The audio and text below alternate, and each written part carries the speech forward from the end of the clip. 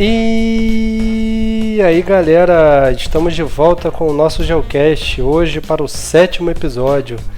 Agradeço mais uma vez os ouvintes que estão com a gente desde o início. Siga a nossa página se você ainda não conhece o projeto do Geocast, siga a nossa página nas redes sociais aí na descrição, siga a nossa página no Spotify, no Google Podcasts, enfim, no seu aplicativo de música predileto. No programa de hoje vamos falar sobre o assunto do momento, né? O Covid-19, que é o nome dado a essa nova doença do coronavírus. Só que vamos entrevistar um brasileiro que mora em Portugal. Ele vai fazer um contraponto da situação de lá com a situação do Brasil. Na verdade, Portugal, a gente diz que está uns dias na frente do Brasil, né? O que a gente está vivendo aqui agora, lá em Portugal eles estavam vivendo há uns 6, 7 dias atrás. Então ele vai falar um pouquinho como está a situação nesse país, que é um país bem envelhecido, vai falar o que o governo está fazendo e quais as próximas perspectivas, sempre fazendo um contraponto aqui com a realidade que a gente está vivendo no Brasil. O entrevistado é o João Pires, que ele é um jornalista formado pela Faixa, na Faculdade de Comunicação Social lá no Rio de Janeiro. Já foi jornalista do Diário Lance, quando trabalhava aqui no Brasil, quando morava no Brasil. E agora ele é jornalista da RTP, né, que é uma rede de televisão de Portugal, né, a rede pública. E ele também tem mestrado em História Moderna e Contemporânea pelo Instituto Universitário de Lisboa. Então vamos direto para a nossa entrevista.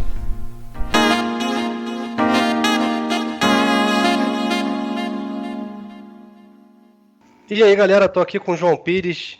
Vou começar direto o nosso programa, direto no assunto. João, um prazer enorme te ter aqui no Geocast, tudo bem? E aí, Romulo, prazer é todo meu, tudo tranquilo aqui, como é que tá tudo aí no Brasil? A gente está caminhando, mas na verdade o nosso programa é para saber sobre onde você mora, né? Você mora em Portugal já há quase 2 anos e de acordo com os relatos da imprensa aí, parece que Portugal está alguns dias na frente no Brasil nessa crise. E é por isso que a gente está conversando. Eu quero saber como é que está a situação em Portugal agora, João. É exatamente isso. Eu quando falo aqui com meus pais e com meu irmão por telefone para saber a situação do Brasil em relação ao coronavírus, eu sempre tenho a sensação de que eu estou no futuro e vocês estão no passado. Ou seja, parece que aqui estamos cerca de uma semana na frente sempre, porque o coronavírus chegou antes. O primeiro caso de coronavírus em Portugal chegou no final do mês de fevereiro, início de março. Se eu não me engano, foi mesmo, acho que no dia 1 de março. E agora, atualmente, já estamos aqui nos 640, 650 casos. E a verdade é que parece que Portugal agora está naquela situação mais perigosa, que é quando os casos começam a crescer com uma velocidade muito alta. Ou seja, só de ontem para hoje, ou seja, do dia 17 para o dia 18 de março, no dia 17 estávamos em 460 casos, hoje já estamos nos 650. Ou seja, é um aumento muito significativo. Se eu não me engano, de ontem para hoje foi o dia que mais aumentou o número de casos aqui. E a tendência é aumentar cada vez mais até chegar, porque as autoridades estimam que o pico do coronavírus em Portugal vai ser só em abril. Ou seja, parece que isso vai aumentar até abril e depois é que começa a redução. Aqui Isso se as pessoas respeitarem, né? exatamente, você levantou uma questão interessante. Aqui no Brasil, estamos falando aqui no dia 18 de março, parece que até agora as pessoas não entenderam a gravidade, porque como o Covid-19, né, que é o nome que deram a esse novo coronavírus, como o Covid-19 ainda não chegou com força aqui no Brasil, ainda está distante da realidade das pessoas, né, principalmente aqui em Petrópolis, que é onde eu estou falando, as pessoas parece que não estão colocando muita fé nessa epidemia. O problema é exatamente esse. Como o Covid-19 leva aí de 2 a 3 dias para dar sintomas, uma boa parte das pessoas já podem estar infectadas, disseminando esse vírus aí nos bares e restaurantes que continuam cheios, e na verdade a gente só vai perceber o problema acontecendo daqui a uns 5, 6 dias, que é mais ou menos aí no tempo da infecção que Portugal está. Né? Então eu queria saber como é que foi o início da infecção em Portugal. Se as pessoas estavam respeitando as medidas do governo Sim, ou não estavam levando muito a sério. né? Eu acho que nesse ponto Portugal foi bastante comparável com o Brasil, porque no início nada estava sendo respeitado aqui, até porque não é que não se falava muito sobre isso, se falava muito sobre isso, mas falava-se muito sobre a Itália, sobre a Espanha, sobre outros países. Ainda não se falava sobre isso como uma situação de perigo para Portugal, até surgir os primeiros casos. Eu, por exemplo, dando agora aqui um relato pessoal, eu no dia 6 de março fui num show, fui num concerto, numa casa de shows aqui chamada Campo Pequeno, que eu acredito que devia ter nesse show pelo menos umas 4.000 pessoas. Ou seja, e no dia 6 de março foi justamente o dia em que foi confirmado o primeiro caso de Covid-19 em Lisboa. Os primeiros casos de Portugal foram no norte do país. E nesse dia que eu fui no concerto, eu acho que Portugal tinha cerca de 10, 12 casos, todos no norte do país. E no dia que eu fui no concerto foi o dia que foi confirmado o primeiro caso em Lisboa. E eu acho que esse fim de semana de 6 de março, quando foi confirmado o primeiro caso em Lisboa, daí em diante, é que as pessoas começaram a se sensibilizar mais. Eu ainda estava trabalhando nessa altura, mas 3 ou 4 dias depois do primeiro caso em Lisboa, já estavam todos preocupados, já estavam todos cogitando parar de trabalhar. E o que aconteceu de muito importante aqui em Portugal, que eu tenho a sensação que sensibilizou muita gente, foi que o principal canal de televisão de Portugal, que é a SIC, aqui em Portugal tem 2 canais que são os principais, que são os que dão mais audiência, que é a RTP, que é a televisão pública, e a SIC, que é o principal canal privado. E Que você trabalha na RTP, inclusive, né? Sim, eu trabalho na RTP África, isso. Mas a SIC detém o programa de maior audiência de Portugal, que é o programa da Cristina, que é equivalente a um Domingão do Faustão do Brasil, só que diário, de segunda a sexta aqui em Portugal. Nossa, que, E que tiro na cabeça, hein? só que logo na só que logo na sexta-feira, na sexta-feira a seguir ao primeiro caso em Lisboa, uma semana depois, na verdade, do primeiro caso em Lisboa, esse programa, que é ao vivo e dá uma audiência enorme, anunciou a paralisação das gravações. E acho que foi uma coisa que ninguém esperava, e foi uma coisa que fez as pessoas se sensibilizarem e pensarem: pera, isso é grave. Sim. Se esse programa está paralisando, e se a SIC, que é o canal, anunciou a paralisação de todos os programas, acho que as pessoas pensaram um pouco: pera, isso é grave. E a partir daí começou uma mobilização, até o próprio governo também já tinha iniciado a mobilização pedindo para as pessoas fiquem em casa. Mas ao mesmo tempo, muitas pessoas continuam trabalhando porque dependem da empresa liberar. E hoje, no dia 18 de março, começaram a surgir os relatos mais graves, que é de empresas que já começam a demitir pessoas. E nesse momento, hoje, no dia 18 de março, o governo de Portugal está numa reunião ao longo do dia todo de hoje, que parece que hoje vai ser decretado o estado de emergência no país todo. E aí as medidas já vão começar a ser mais drásticas. Porque há cidades, por exemplo, que já tomaram medidas drásticas, mas que não podem avançar mais do que isso, porque dependem do governo declarar estado de emergência, o que ainda não foi feito. Mas as pessoas, a partir daí, a partir do fim das gravações dos programas de televisão e a partir de uma mobilização do governo também, eu tenho a sensação que Portugal, de sexta passada para cá, porque o fim das gravações desse programa foi na sexta-feira passada, e, ou seja, de 4 ou 5 dias para cá, as pessoas estão realmente já todas indo para casa. Você olha na janela e não vê basicamente ninguém na rua. E as mobilizações são muito interessantes, porque já estão começando a fazer festivais de música pelo Instagram, pelo Facebook, e tem dado muitas visualizações tudo isso. As mobilizações têm funcionado. Nós percebemos que as pessoas realmente estão ficando em casa. E eu vejo que no Brasil isso ainda não está acontecendo, mas eu tenho a sensação que daqui a alguns dias já vai estar acontecendo, porque é a única forma de reagir a isso. Apesar de que no Brasil o governo federal não parece estar sensível a essa situação como o aqui de Portugal está, por isso é esperar para Sim. ver. O governo federal aqui está encarando ainda como uma histeria, está pensando mais na questão econômica, né? Por incrível que pareça, quem está agindo melhor aí nesses últimos dias em relação ao coronavírus é o governo aqui do estado, O governo do né? estado do Rio de Janeiro, sim. Da onde a gente menos esperava a ação é onde as coisas realmente têm funcionado, pelo menos de uma maneira mais sensata. Mas Aqui em voltando a Portugal Portugal. nós não temos governos estaduais, né? Ah, sim. Isso É um país. existia até 2012, quando foi feita uma reorganização do sistema de governo e eles extinguiram as instâncias estaduais de governo. Para diminuir os custos, né? Para diminuir os custos. Na Também é um época país pequeno, Portugal, não sei se faz muito sentido também. na época Portugal recebeu muito dinheiro para se recuperar da crise de 2008, recebeu muito dinheiro da União Europeia. Mas aí a contrapartida desse empréstimo, né, que a gente chama de medidas de austeridade, seria a redução do Estado e pagamento de dívidas, uma série de coisas que talvez tenha sido por isso que Portugal extinguiu aí os políticos estaduais, né, para diminuir bastante o custo do país, custo Sim, sim. público. Mas continua tendo as instâncias municipais, ou seja, existem as câmaras municipais, que é a espécie de prefeitura do Brasil.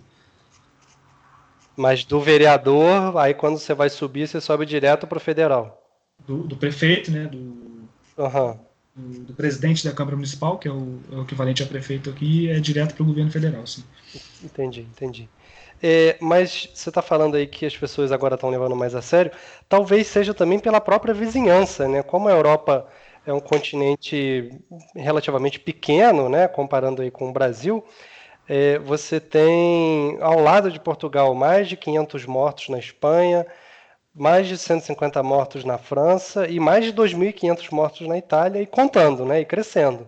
Então Sim, sim. talvez essa vizinhança, esse problema bem próximo aí dos portugueses tenha criado essa questão da empatia e da necessidade de se ficar em casa. Coisa que no Sim. Brasil ainda não aconteceu, porque a América do Sul, tirando o Brasil, os outros países da América do Sul ainda estão atrás no tempo da gente, né? Então, o Brasil, que ainda está numa situação relativamente confortável comparando com a Europa, é o país da América do Sul que tem o pior cenário. Então, as pessoas realmente não estão levando fé no que isso pode Mas significar. o que me preocupa no Brasil é que eu vejo o Brasil, por exemplo, o Brasil agora acho que tem 300 e qualquer coisa de casos, se eu não me engano. Isso. E 321 até o dia de ontem. exatamente, ou seja, o Brasil com 300 e poucos casos, eu compararia com, talvez seja o equivalente a Portugal, quando Portugal tinha 30 casos. Uhum. Comparando Proporcionalmente. o tamanho territorial de cada país, né? Uhum. E quando Portugal tinha 30 casos, nós também nós já estávamos muito mais preocupados do que vocês estão atualmente. Sim. Ou seja, e ainda assim, os casos aqui aumentam exponencialmente. Nós agora já estamos em 600 e poucos. Nós estávamos em 30 casos há 5 dias atrás, João. Sim. É Entende? quase uma progressão geométrica, né? Vai Sim. multiplicando o número de Ou seja, casos. há 5 dias atrás nós já estávamos preocupados com isso. Os programas de televisão já tinham todos paralisado. Muitas pessoas já estavam em casa. E nós ainda assim subimos de 30 para 640 que estamos atualmente. E parece que vai subir mais nos próximos dias. Uhum. Vocês, com 300 e poucos casos, eu não enxergo no Brasil a mesma mobilização que estava no início aqui. Eu não vejo as pessoas indo para casa em larga escala. Não Sim, vejo. aqui as pessoas elas não estão levando fé, como eu falei, tem muita gente na rua, mas assim, aqui no Rio de Janeiro, algumas medidas foram feitas a mais do que o governo federal. Então, por exemplo, aqui em Petrópolis, que fica a 60 quilômetros da capital Rio de Janeiro, as academias não estão funcionando, as festas, né, batizado, festa de formatura, tá realmente toda aglomeração acima de 100 pessoas está proibida. Né? Não sei se a fiscalização está funcionando, mas pelo menos as pessoas estão evitando. Agora, a rua né? O comércio, os bares, os restaurantes funcionam normal e até com uma frequência razoável, né? E o agravante aqui do Brasil talvez seja a questão econômica, né? Porque aqui no Brasil 40% da população vive trabalha, mas trabalha na informalidade. E uma boa parte dessas pessoas acaba dependendo da rua movimentada para fazer o seu ganha-pão, né? Então, sem pessoas na rua, essa pessoa não fatura e as contas continuam vindo.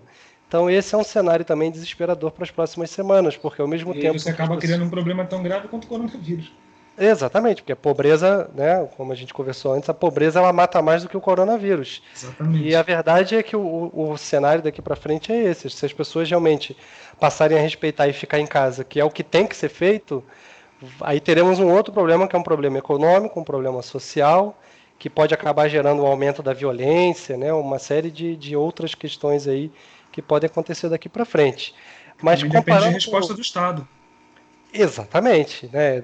Até foi anunciado nos últimos dias aí um pacote econômico para os microempresários, eles não precisam pagar o FGTS dos funcionários nos próximos 3 meses, vai adiantar o 13º dos aposentados, enfim, ainda são medidas muito tímidas Sim. para conter esse buraco aí econômico, principalmente para as classes mais pobres, né? Porque o que está acontecendo aqui também, João, no Brasil, não sei se acontece em Portugal, porque é outra realidade, estão batendo muito na tecla da quarentena e está começando agora nas redes sociais e até na televisão, nos principais canais, a romantização da quarentena. Né? O que você pode passar a fazer esse tempo em casa, melhorar a sua relação familiar, ter mais tempo para ler livro, etc. Ou seja, uma romantização da quarentena que, E na só funciona verdade, para quem tem recursos. só funciona para uma pequena camada da população. A maioria tem problemas familiares, vai ter problema para pagar suas contas, vai ter que cuidar de filho pequeno e pensar em como é que vai comprar comida para aquele filho pequeno. Ou seja, de romântico essa quarentena não tem nada, Não né? tem Não sei como nada. é que Não tem... não Aqui, sei aqui como em é que está Lisboa, sendo em Portugal. inclusive, a Câmara Municipal de Lisboa, eu também depois quero falar um pouco sobre a questão das relações de trabalho e das leis também, as medidas já foram feitas pelo governo aqui. Também Uhum. fazemos um contraponto com o Brasil. Mas só sobre essa questão da romantização da quarentena, algumas associações aqui de Lisboa e a própria Câmara Municipal de Lisboa, que é o equivalente à prefeitura no Brasil, como já falamos, têm demonstrado preocupação aqui em Portugal com o fato de aumentar o número de casos de violência doméstica com a quarentena. Essas Sim. associações e a Câmara Municipal de Lisboa estimam que esses casos podem aumentar muito.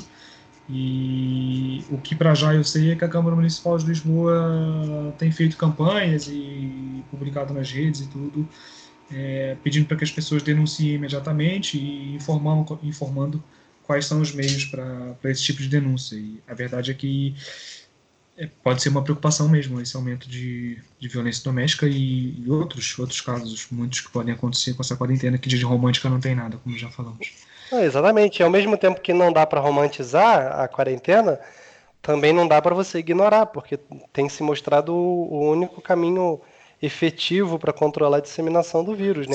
Sem dúvida nenhuma. Ainda mais em Portugal, né? A gente estava conversando antes de começar a gravar e você levantou um dado, eu confirmei aqui. Portugal é o quinto país mais envelhecido do mundo, né? Mais Sim. idoso. Só perde para Japão, Itália, Grécia e Finlândia. Ou seja, como o vírus ele está atuando mais em pessoas do grupo de risco e esse grupo de risco contempla mais os idosos, a quarentena em Portugal É um a risco quarentena enorme. não, a quarentena é importante no mundo inteiro. Agora, em Portugal é imprescindível, porque tem uma Sim, população muito envelhecida, né? sim, sim, sim. Desculpa, o que eu quis dizer é que o coronavírus é um risco enorme aqui para Portugal, porque afeta uma parcela da população que é muito grande, que são os idosos. E na É, Itália também? na Itália é o segundo país mais envelhecido do mundo, né? Sim, a Espanha também, possivelmente, talvez esteja no top 10 dessa lista, não sei, mas também tem sofrido muito com o coronavírus aqui ao lado. Acho que a Espanha é o quinto país mais infectado no mundo, se eu não me engano. Se eu não me engano, é China, Itália, Isso. Irã e Espanha a seguir. China, Itália, Irã e Espanha, exatamente. Espanha, ou São os seja, a Espanha é o cinco. quarto. Espanha é o quarto, está É, no top 5 aí de infecção. Seguido de perto pela Alemanha. Pela Alemanha, que é o terceiro país mais infectado aqui na Europa, exatamente. E O quarto é a França. é a França, exatamente. É a França.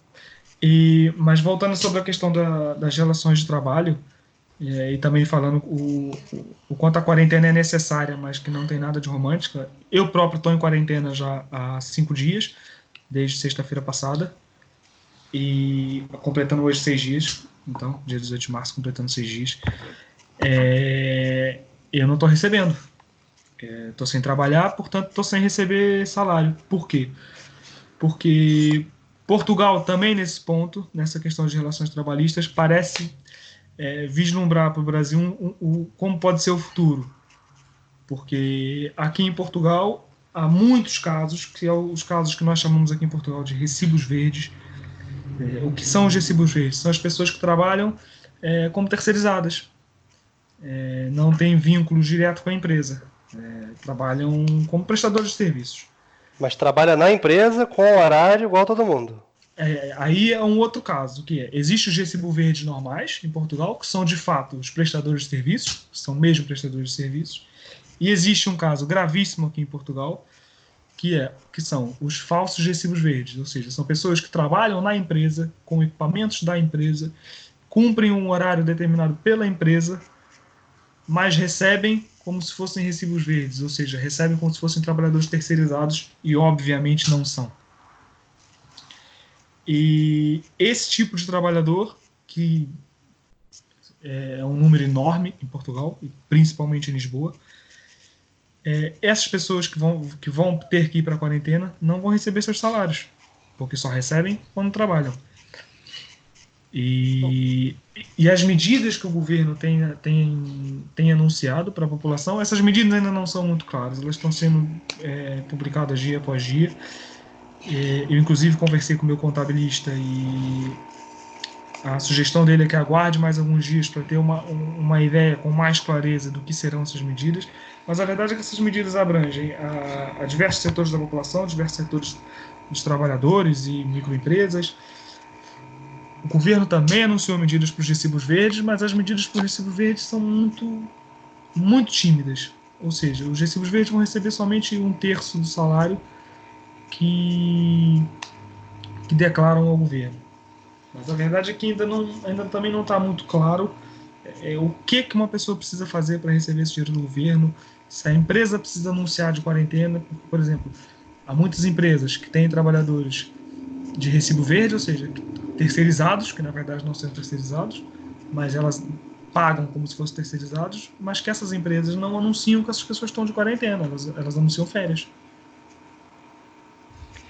E acaba que vira uma questão social também, porque mesmo que o governo te pague 1/3 do salário, acredito eu que esse 1/3 não dê para arcar todas as contas, ou pelo menos se der, vai ser ali na risca, né? Você vai viver com o mínimo do mínimo. Sim, e a partir do momento que todas as empresas que trabalham com esse tipo de regime, que eu preciso reforçar, esse tipo de regime de falso recibo verde, ou seja, de contratar trabalhadores terceirizados que, né, no cerne da questão, não são terceirizados, não é legal em Portugal. Porque no Brasil, desde a administração Temer em 2017, com a reforma trabalhista, o Brasil vem com um processo de legalizar a terceirização da atividade fim. Mas aqui em Portugal isso não é legal, pela lei. Mas a questão é que a fiscalização em Portugal não funciona. Então as empresas fazem isso. É o chamado, não sei se pode ser chamado assim, o processo que vem acontecendo nos últimos anos, chamado de uberização do trabalho? Sim, é basicamente isso. É a precarização dos direitos sociais de muitos trabalhadores. E muitos preferem romantizar e chamar de modernização das relações de trabalho. Eu acho engraçado um termo que é o seguinte: não, porque aí você vai ter a possibilidade de debater diretamente as cláusulas do seu contrato com o seu empregador. Existe debate, existe como se o motorista de Uber debatesse qualquer coisa com o dono do Uber.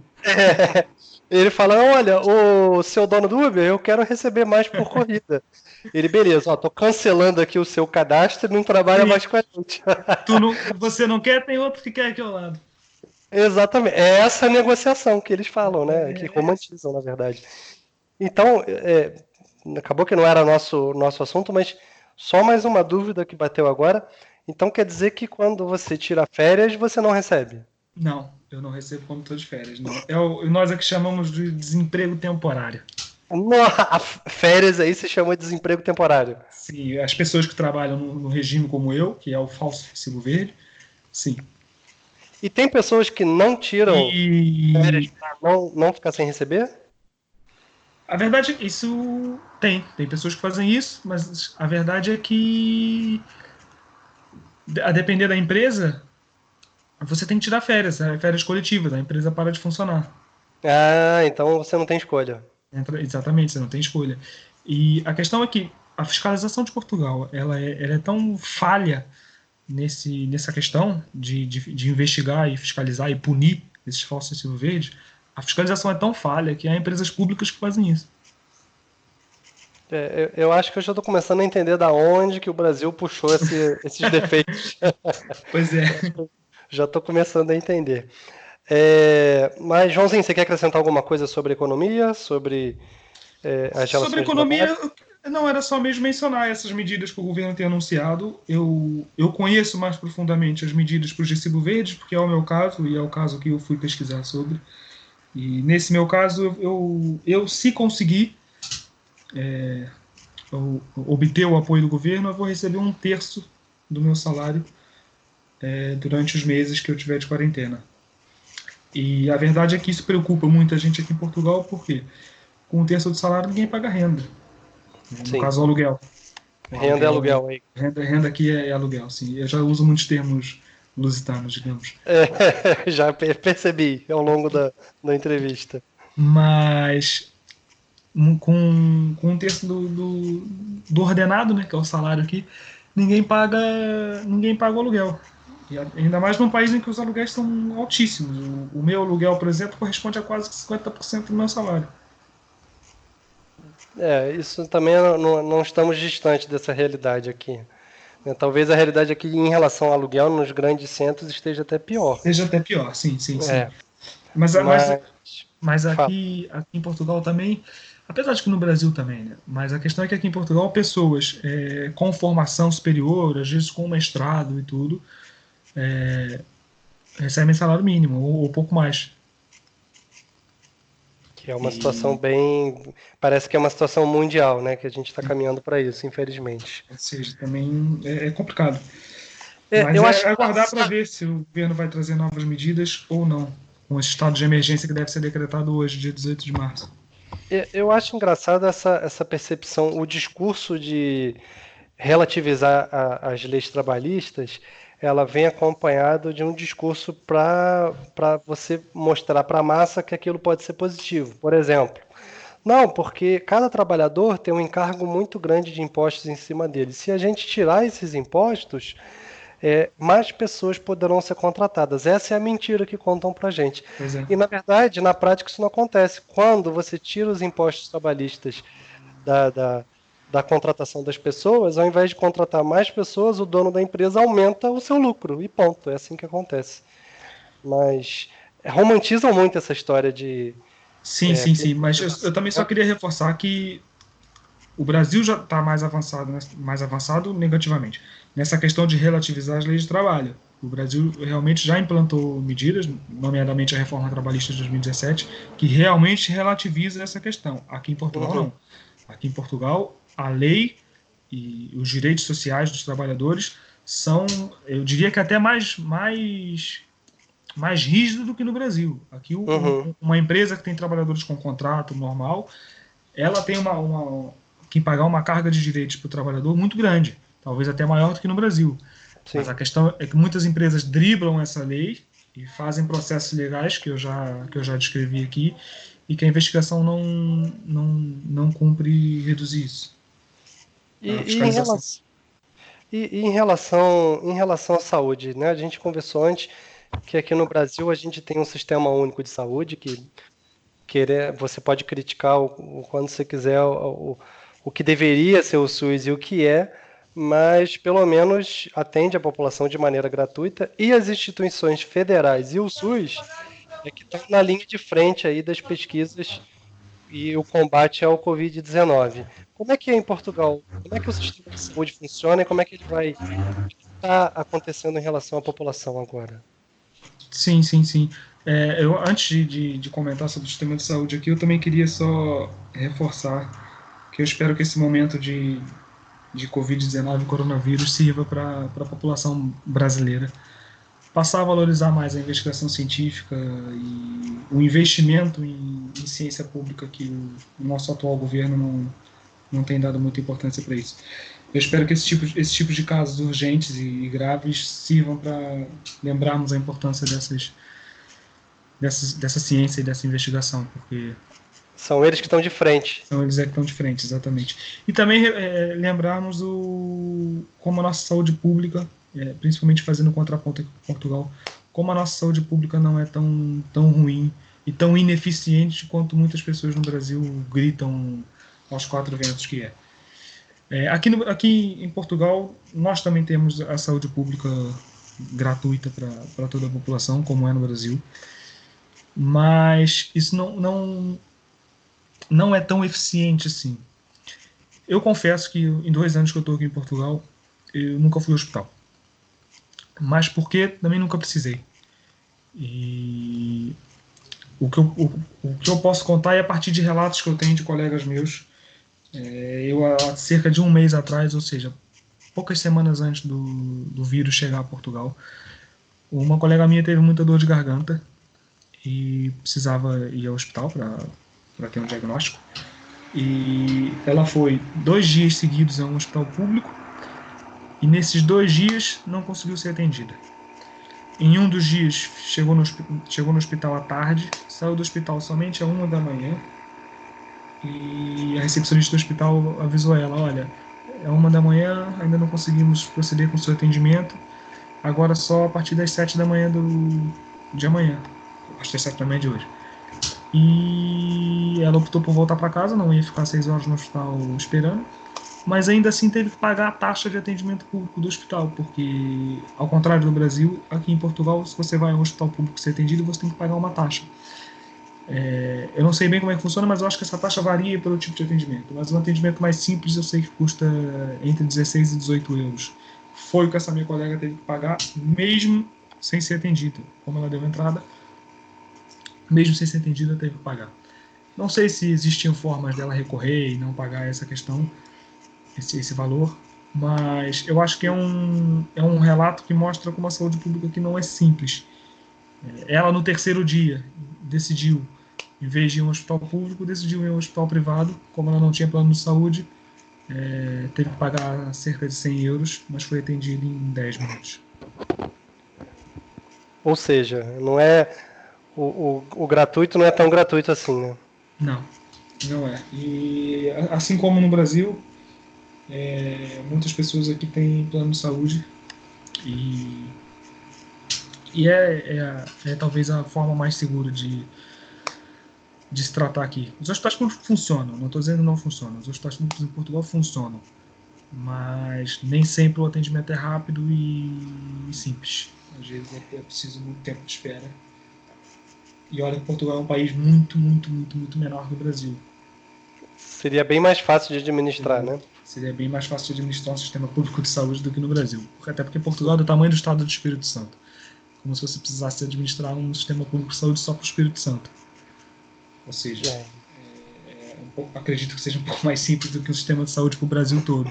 E ainda assim o nosso SUS parece responder bem, penso eu, diante das inúmeras dificuldades que nós temos, como inflação populacional e, enfim. Eu acho que mesmo respondendo bem, as pessoas não respeitando a quarentena, a gente não vai conseguir achatar a curva da contaminação, que é um termo que está aí bem na moda, né? E realmente os leitos, vão faltar muitos leitos aí.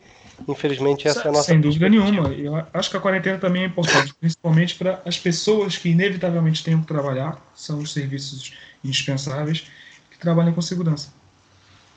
E para a gente começar já a fechar, qual é a perspectiva que você analisa aí para Portugal para os próximos dias? Nos próximos dias, eu acredito que hoje o governo vai decretar o estado de emergência. Está em reunião, como eu disse, hoje, 18 de março. E eu acho que os próximos dias os casos vão continuar crescendo, isso é um fato. E eu acho que a questão nos próximos dias o governo vai cada vez mais restringir a circulação das pessoas nas ruas, porque o estado de emergência permite deixar a Constituição um pouco de lado, né? Sim, E você tomar as medidas sem tanta sem burocracia, tanta burocracia, assim. E o que eu acho que vai acontecer é as medidas vão apertar cada vez mais aqui. Eu acho que já vão começar a proibir a ida a parques públicos, as praias já estão proibidas. Ou seja, eu acho que o governo vai mesmo cada vez mais obrigar as pessoas a estarem em casa. E que é o que tem que ser feito. E eu espero também que o governo comece a responder mais com as medidas econômicas para tranquilizar a população.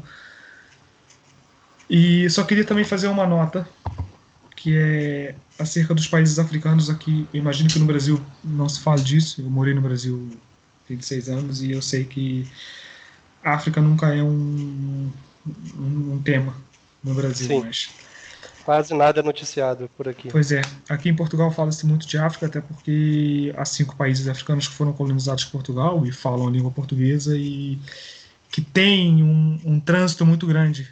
Existe um trânsito muito grande entre Portugal e esses 5 países, nomeadamente Angola, Cabo Verde, Guiné-Bissau, Moçambique e São Tomé e Príncipe. São os 5 países que falam a língua portuguesa em África e que têm um contato com Portugal tão grande quanto o Brasil. Esses 5 países africanos têm um total de 0 casos até a data, 18 de março. Tem um total de 0 casos de coronavírus diagnosticados. E eu penso que isso esteja acontecendo nos países africanos porque desde janeiro esses países têm tomado medidas mais drásticas do que a Europa e o Brasil. E também penso que isso tenha sido possível nesses países africanos porque, digamos que eles não têm regimes tão democráticos quanto os regimes europeus e o Brasil. Ou É seja, um eles estado, é um podem estado de responder com... emergência, é um estado de emergência 24 horas. Sim, não todos, não todos. Eu, quando falo nomeadamente de Angola, Guiné-Bissau e São Tomé e Príncipe. Esses 3, principalmente, não têm uma democracia tão consolidada quanto a dos países europeus. Cabo Verde e Moçambique já é diferente, já são mais democráticos. Mas ainda assim têm tomado medidas mais rígidas. A Angola, por exemplo, qualquer estrangeiro que chega na Angola, ele só pode entrar no país efetivamente depois de uma quarentena de 14 dias, ou seja, ele fica num espaço separado durante 14 dias, se não tiver nada diagnosticado, tem autorização para entrar no país. Cabo Verde, por exemplo, também já suspendeu a maioria dos voos internacionais e desde que surgiram os primeiros casos no Brasil, Cabo Verde já suspendeu todos os voos do Brasil para lá. Ou seja, as medidas lá são mais drásticas, mas também eles não têm nenhum caso. E aí a gente fica nessa, né? Qual tipo de medida que deve ser tomada na hora certa, né? Talvez aqui no Brasil já esteja na hora de começar a ter umas medidas um pouco mais fortes, né? Já que as pessoas não estão respeitando a quarentena. Sim, fica Mas claro, não adianta. não estou defendendo também que as medidas rígidas desses países africanos sejam o Sim, correto. Até sim. porque nós sabemos que os regimes políticos lá não seguem os preceitos democráticos, pelo menos eu defendo. Não, e todos nós, mas ao mesmo tempo, se você tomar as medidas drásticas e não der um contraponto econômico para as pessoas mais vulneráveis, vai ter morte do mesmo jeito, só que ao invés de coronavírus vai ter morte por pobreza, que é muito mais complicada. Exatamente. Então, nós sabemos que é um problema grave desses países. É uma situação muito crítica, realmente, mas espero que todos os países, né, principalmente os países aí que estão no foco do problema, como os países europeus, consigam passar com... A sensação que eu tenho aqui é que a Itália é o parâmetro. Ou seja, quando a Itália começar a reduzir os casos e começar a solucionar a questão interna, eu acho que todos nós vamos ficar mais tranquilos e ter uma perspectiva de que pode melhorar para a gente também. Mas enquanto a situação estiver crescendo em Itália e Espanha da forma como está, vamos estar todos preocupados. E além de ser o parâmetro, a Itália também é um exemplo de como não atuar, né? Porque como ela Sim, demorou muito demorou muito. a agir, chegou nessa situação. Então ela acaba sendo o exemplo negativo. Olha, vamos respeitar para a gente não virar a Itália. Sim, a Itália, que é um dos países mais velhos do mundo, já chegou ao ponto de, em algumas regiões, não ser mais autorizado o atendimento a pessoas acima dos 80 anos com coronavírus. Ou seja, essas pessoas vão literalmente ser deixadas para morrer. Eles já estão escolhendo quem vai viver e quem vai morrer. Exatamente. Então as medidas tomadas aqui no Brasil, né, preventivas, é para a gente não ter que chegar a esse ponto. Sim, sim, mas eu acho que aqui em Portugal também não vamos chegar. Como já estamos todos indo para casa, todos se recolhendo em seus lares, acho que não vai se alastrar a esse ponto. Acho que a tendência é, com o governo decretando estado de emergência hoje e as medidas apertando ainda mais, eu espero que o crescimento do vírus por aqui seja reduzido já nos próximos dias, mas isso não é uma garantia. E eu também espero que o Brasil comece a tomar as medidas e comece a sensibilizar e a respeitar a quarentena. Eu hoje li uma notícia que me deixou feliz no Brasil, que é nós aqui em Portugal já estamos há alguns dias tendo festivais de música pela internet, que também os grandes músicos estão dando concertos em casa, transmitidos pelo Instagram para as pessoas assistirem de suas casas. E isso tem sensibilizado muito a população quanto à importância da quarentena. E eu vi hoje que o jornal Globo do Rio de Janeiro vai fazer um festival semelhante, se não me engano, chamado Tamo Juntos, e vai ter concertos de casa, de Martim da Vila, Adriana Calcanhoto, Jardim Macalé. E Legal. eu espero que esses grandes artistas também, participando dessas mobilizações de suas casas, ajude as pessoas a se sensibilizarem também. Porque afinal de contas, como as pessoas estão mais tempo em casa, quanto mais opções de entretenimento, melhor, né? Sim, sem dúvida nenhuma. Vamos aguardar aí os próximos capítulos. Ô João, eu gostaria de te agradecer pelo relato aqui, o nosso Geocast. Tenho certeza que é um contraponto muito interessante, justamente por você estar à frente do tempo. E conforme as coisas avançarem aí, pode ter certeza que eu vou te convidar para a gente conversar de novo e bater mais esse papo aqui no Geocast. Muito obrigado. Maravilha, Romulo. Obrigado. Eu que agradeço. Até a próxima. Até a próxima. Valeu. Valeu. O Covid-19, apesar da pouca mortalidade, né, da baixa letalidade, na verdade, é uma doença muito grave, principalmente para os seus grupos de risco, né? Enquanto os mais jovens, a taxa fica entre uma morte, mais ou menos, a cada 1.000 infectados. Os idosos, essa taxa chega a quase 20%, que daria mais ou menos aí uma morte a cada 5 casos. Então, não só os idosos, né? Aqueles que usam remédio controlado de hipertensão, de diabetes. Então, o grupo de risco, lá em Portugal, onde o João deu a entrevista, é um grupo bem grande, bem maior que no Brasil proporcionalmente, mas também temos aqui no Brasil um número de pessoas elevado nesse grupo de risco. Então, você deve respeitar o que o governo, o que as instituições de saúde vêm pedindo, não por só colocar a sua vida em risco, ou mesmo que você seja jovem e a chance de vir a óbito é baixa, é a questão da empatia, né, do respeito com os mais velhos. Então, na verdade, o Covid-19 ele está se tornando um exercício de empatia, né, de pensar no coletivo. E talvez essa seja hoje uma das grandes dificuldades da nossa sociedade. Então, está aí uma oportunidade de pensar coletivo, respeitando as regras para evitar de colocar outras pessoas em risco.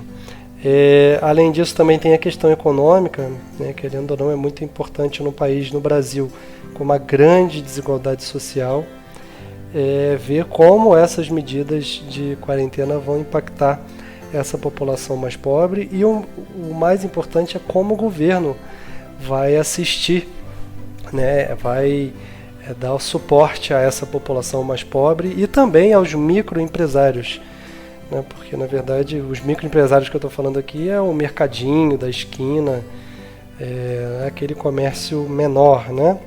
que emprega a maioria da população.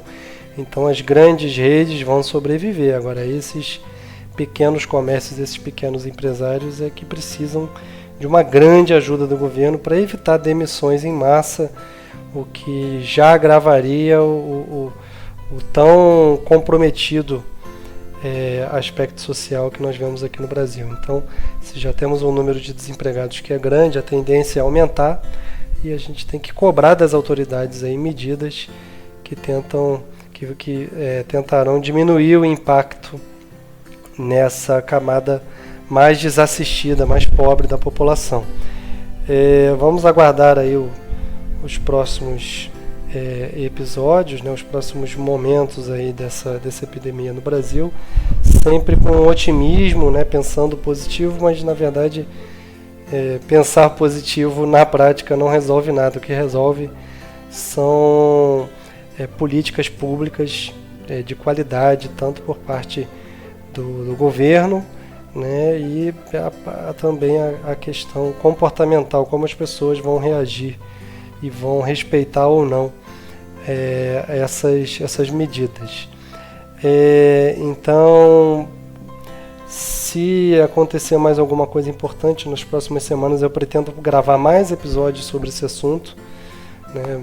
Agora a gente viu a questão de uma pessoa que mora na Europa, eu quero também fazer um programa biológico, enfim, vamos aguardar aí como vai ficar nas próximas semanas. Muito obrigado você que chegou até aqui, se cuide, siga as instruções, fique em casa o máximo que você puder e uma boa recuperação a todos. Muito obrigado, até a próxima, valeu, falou!